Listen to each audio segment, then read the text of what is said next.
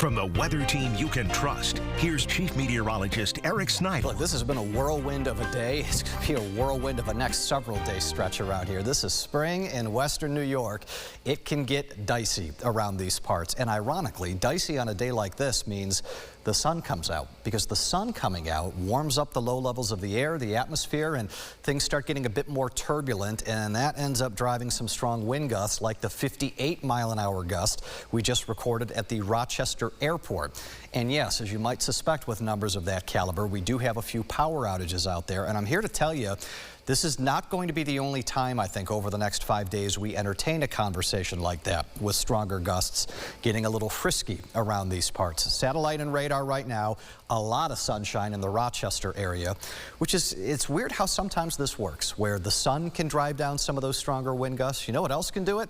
Rain, showers will do the same thing, and we've got those into the Finger Lakes. So everybody here is also fair game for a few stronger gusts. That sunshine quickly about to be replaced by more clouds and more wet weather. It is highly unlikely that wet weather is going to net anything in the way of stronger thunderstorms around here, but obviously we'll keep an eye on it. We've already set a new daily record for rain in Rochester with about an inch, and we'll add a bit more with that final push. Come tomorrow, we kind of take our foot off the gas a little bit, but there will be some dramatic changes in the temperature department. We were 70 today. We're going to be in the 30s all day long tomorrow with a few snow flurries.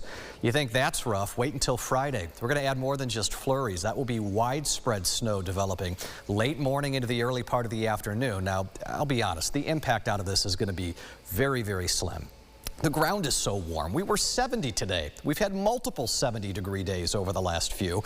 Tough to get anything to stick in a pattern like that, but you better believe it's going to be windy again into Friday, and it will still be breezy into Saturday. This is Parade Saturday for us, and I'm thinking temperatures are going to be in the 30s, but with that continued breeze, plan on wind chills in the 20s and maybe even teens. You're not having to worry about dressing to stay dry, but you are going to have to worry about dressing to stay warm. Forecast snowfall with our in-house model.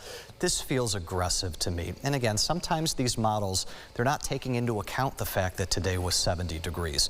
It's going to do a number on melting things, but I do think some of the higher elevations, Bristol Hills, the hills of Wyoming County, you could probably get a few inches of snowfall. For most of the rest of the area, a lot of that snow is going to end up melting on contact, or if it does stick to higher elevation surfaces, it is not going to last for very long.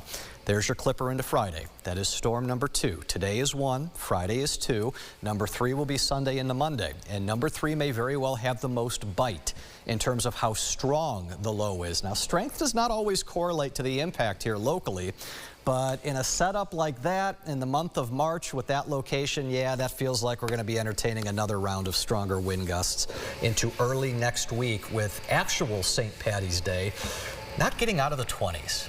That says a lot.